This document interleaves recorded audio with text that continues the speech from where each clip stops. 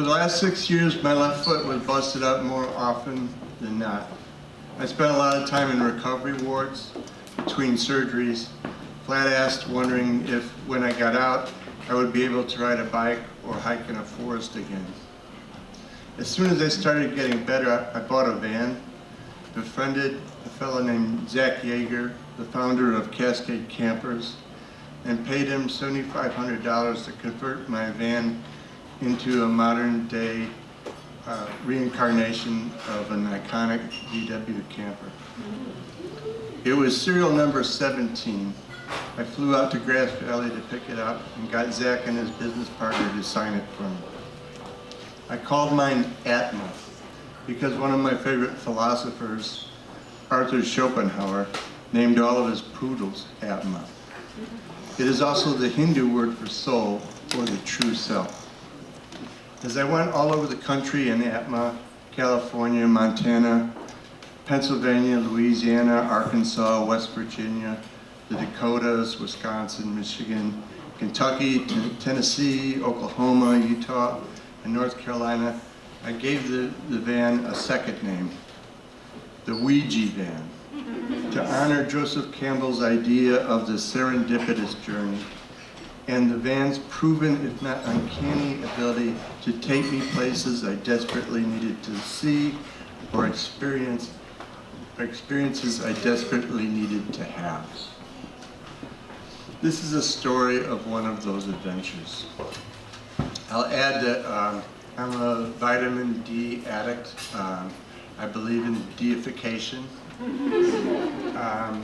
And since we're talking about September, this is kind of the end of the sun tanning season, so the story begins. The quad on the conservative Christian college campus in Houston, Texas, where my friend teaches English literature, was eerily pristine. The grass was uniformly clipped, uniformly green, uniformly void of thatch, dandelions, brown patches, or weeds of any kind.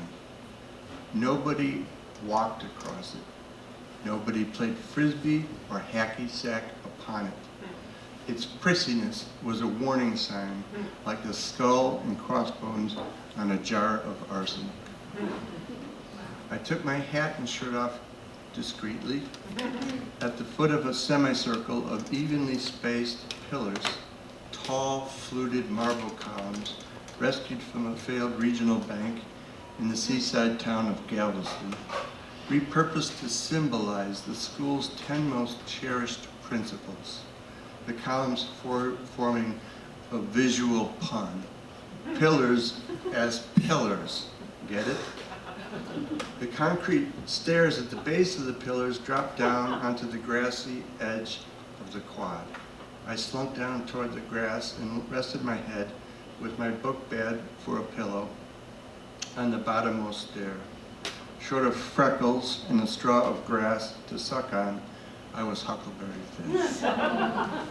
I had barely relaxed when a menacing shadow passed over me, my own personal eclipse of the sun, provided by the burliest of 3 armed campus security officers. Uncomfortably supine and vulnerable, I scrambled to grab my hat and get on my feet.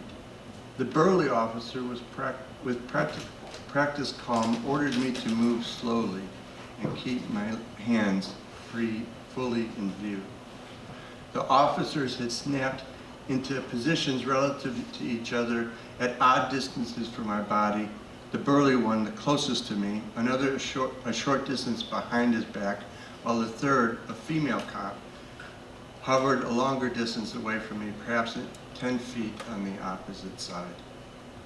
Somewhere, there was a chart in cadet school that defined this formation, its exact angles and officer to perf distances. I was aware at a level just beneath articulate thought that they were enacting a protocol for handling armed and dangerous individuals and obligated to treat me as an agent of death. The officers all packed heat on their hips, whereas I did not possess anything capable of generating deadly force. not even a pea shooter. I was the only person in this ad hoc congregation who had a statistically significant chance of getting shot, tasered, or thrown to the ground with my chin grinded in the dirt.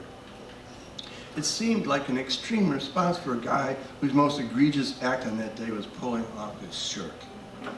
The female cop in the backup position explained that once somebody on campus had phoned me in, regulations required them to investigate and file a report. She asked me if I could understand how a person might be alarmed to see a half-naked man on the campus. I sympathized. It sounded bad to me too until I realized she was lumping me in with all those half-naked people who removed their clothes from the waist down. Perspective mattered. I was tempted, I really was tempted, to ask her if I was half naked or half clothed. But Weisenheimers are always the first to wind up with their chins in the grass. They wanted an alibi. I fumbled for a long time with my phone, dreading what might happen if I failed to find a number. I was relieved when my friend picked up the phone from her air-conditioned office and heard her explain coolly to the officer, "Tell John to put his shirt back on." Maybe now, I thought, they would not handcuff me to a hot water return pipe in the boiler room. The next day, I had a peek at a $1 million painting in the Campus Fine Arts Museum, which is right next to the quad and the scene of the crime. It was an extremely rare painting, I am told, of John the Baptist, a fantastic prize for a Christian college. Only this John was buff. Slender but ripped, looking like a New Testament Adonis in a robe that was teasingly about to slide off his hip. He was not half naked, more like 3/4 going on full. If there's a parable there, I'll be damned if I know what it is.